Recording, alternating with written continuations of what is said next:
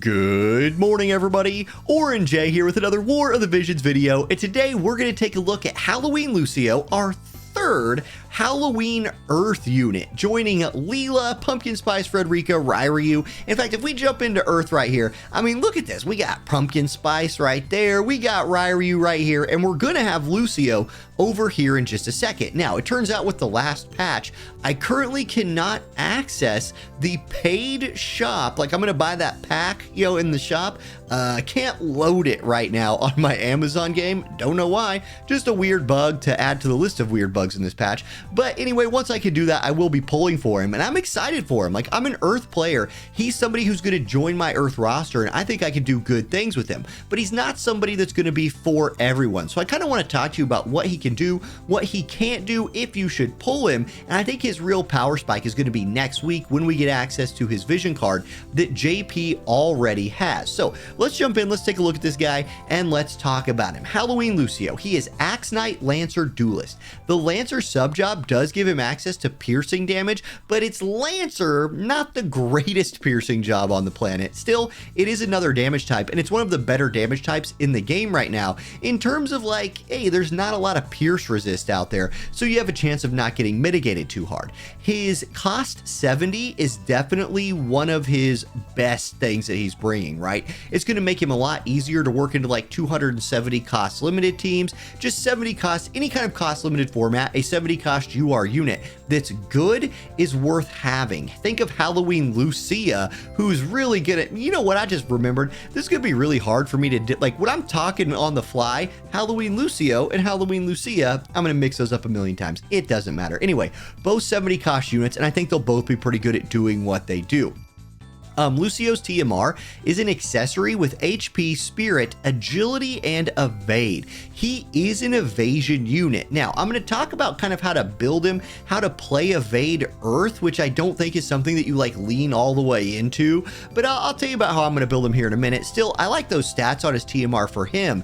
His TMR effect is 200% physical damage up for 3 turns for self and 5% AP auto restore. I think this is a really good buff. Now, it is a self buff, but a damage increase by 15% with bells essentially on it. Solid. This is a really solid TMR. I like this one a lot.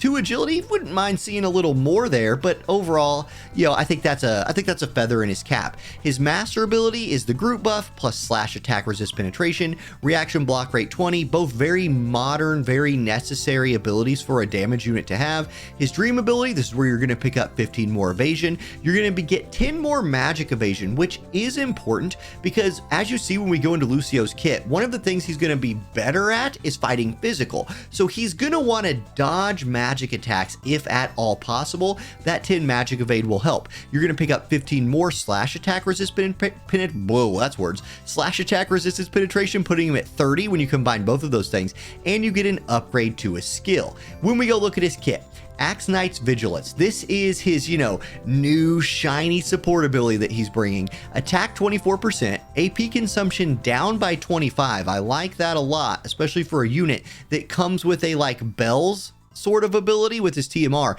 and 15 single target resist. This definitely is a support ability that you're going to run basically all the time. And then you have some options. Pierce Mastery, you'll probably never run that.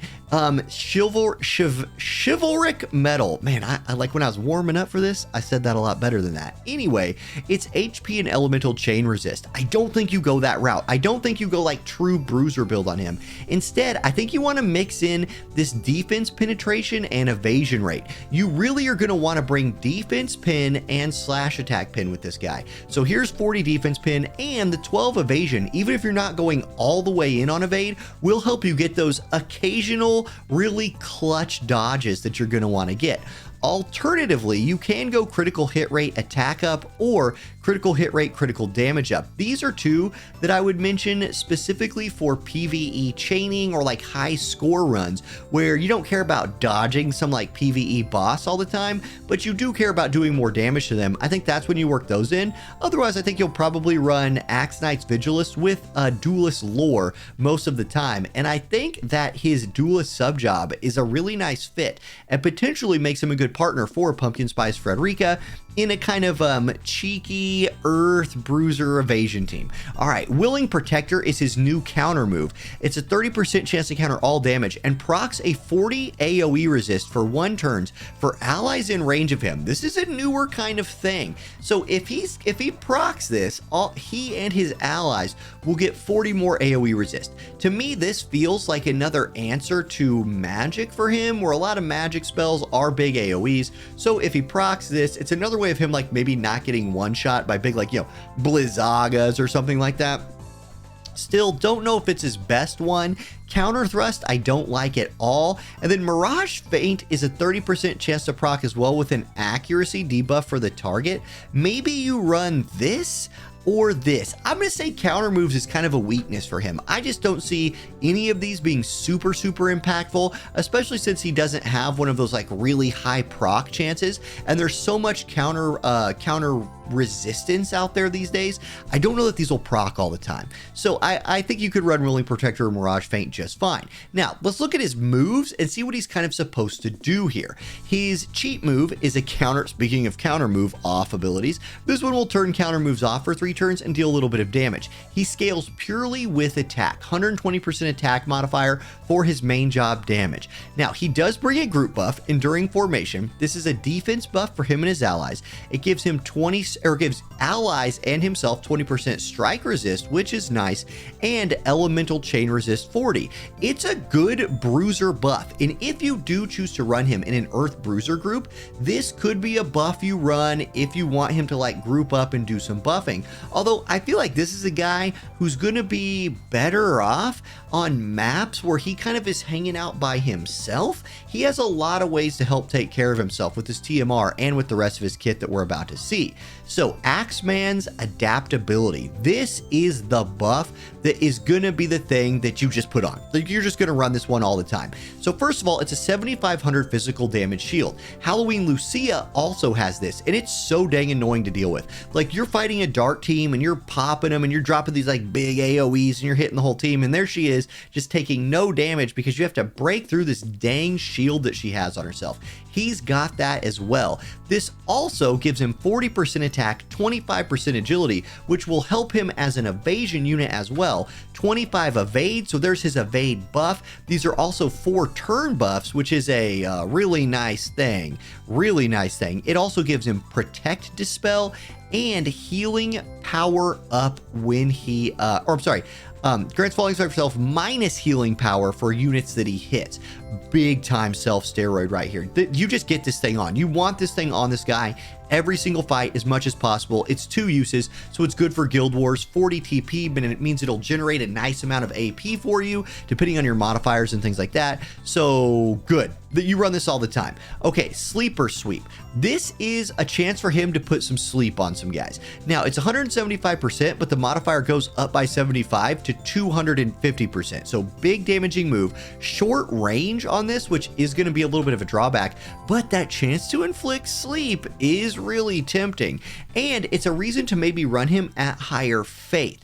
Now, the drawback at running a unit at higher faith is you're going to take more magic damage, and if somebody's dropping status effects on you, you have a higher chance of getting infected by those. Sleep, though, I mean, maybe you land a big AoE sleep and that turns the tide of a fight. I still think I'll probably run him at high faith for this chance to inflict sleep. Then he has Mortal Draw. Again, I'm going to call this a medium range move. Dispels auto revive, so he can knock re-raise off. 165% modifier, so much doesn't hit nearly as hard as Sleeper Sweep, but it does absorb the damage that he deals. A vampire move right here, right? He's a vampire sucking life out of the enemies.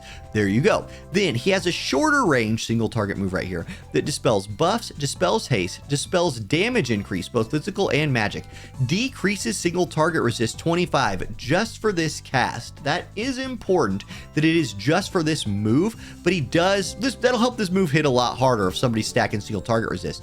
200% modifier and knocks their healing power down by 50 for 3 turns. So more anti-heal, single target resist debuff for this move, 200% modifier. That move will hit hard. I can see him using this one a lot. I can see him using Sleeper Sweep a lot as well.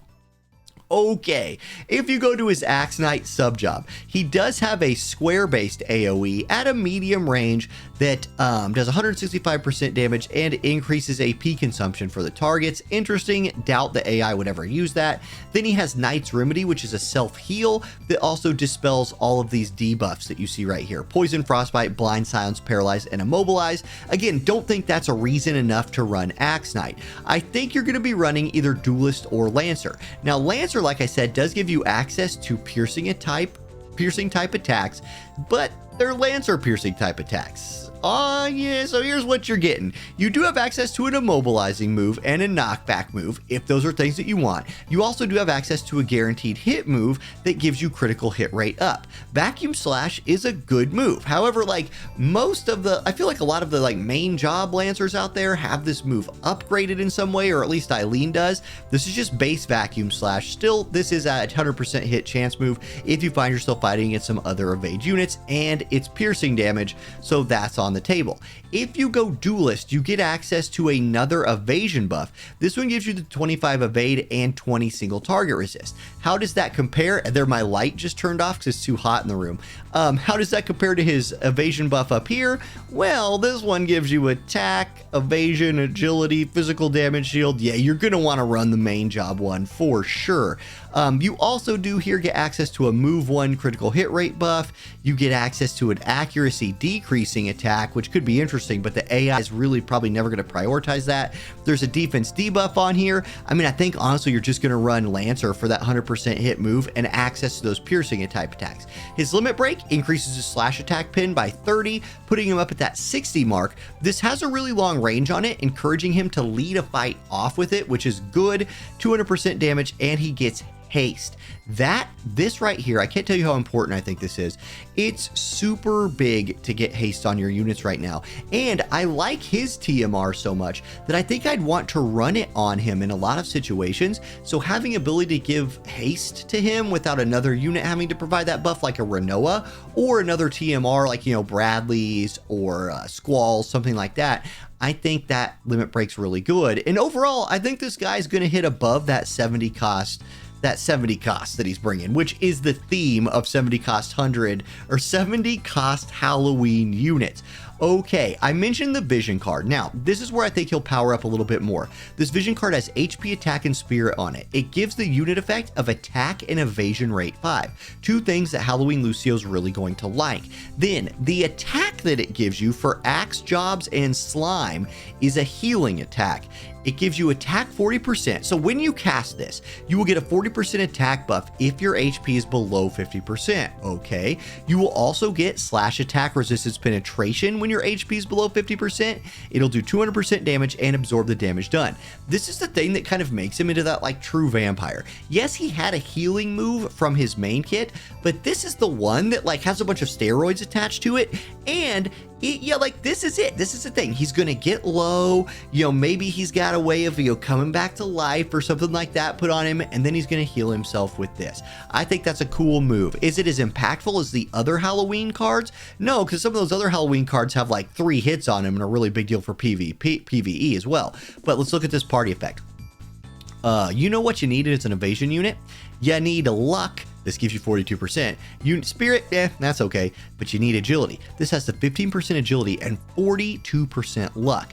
Not only that, this vision card hits very, very important earth units. If you're trying to run this guy on a mono earth team and be kind of quasi evade, this card's going to do you some good. It also has Squall on it, which I love. But let's look at earth. Let's focus in on earth. So you want to run some like cheeky earth evade team. You have Renoa in here. You have King Bradley in here. You have Pumpkin Spice Frederica in here as that evasion partner if you wanted to go that route. You also have Balo for some super cost limited shenanigans and Mont. Then you have the second line of nobody really cares, including Halloween Ryu, the other Halloween unit. I think the team that I'm considering here, right, is King Bradley, somebody I've really invested in slot 1. Probably, right? And then they think, okay, we're seeing Earth attack team, something like that. Then you maybe go Lucio Frederica, mixing in other vision cards. Like, let's go back to the global side right here. I want to highlight a vision card in Titan. So check this out. This is something that Earth has access to. This is an evasion rate 20 vision card for your group, but it also has Human Killer 25, which all of those units will love to have. The beauty of this is Titan plus Lucio's vision card gives your group, and here let's go back and look at this, gives your group evasion, luck, and agility in 2 vision cards. Those are the 3 stats you need. You can get them in 2 vision cards in a mono earth element team. I think that's really cool. And you can hide your evasion by putting King Bradley in slot 1, you know, maybe throwing some people off and getting some cheeky Guild Wars defense or something like that. He also comes with a weapon, the Bloody Labrys. This has 190 attack on the attack version. It also has 15 evade, so a little bit more evade stacking right there. That's nice. Then for Lucio, you're going to get defense pin 20, excellent. Initial AP 15, excellent, and increase evasion rate 15 when your HP is above 50%. This is a big deal that this is I know some people will read this and be like, well, that's stupid. I don't want only when I'm above 50%. No, no, no, no, no.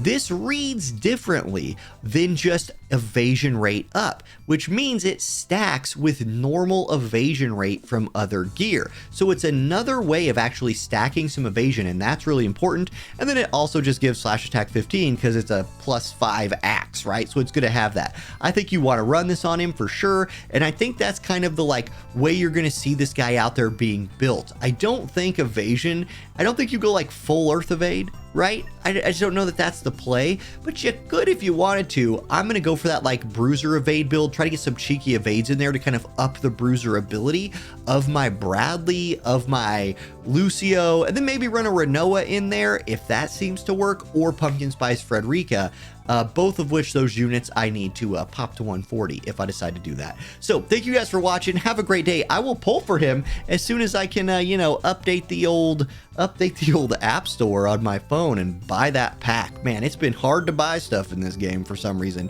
So have a good one, everybody. Thank you all for watching, and I'll catch you next time. Peace.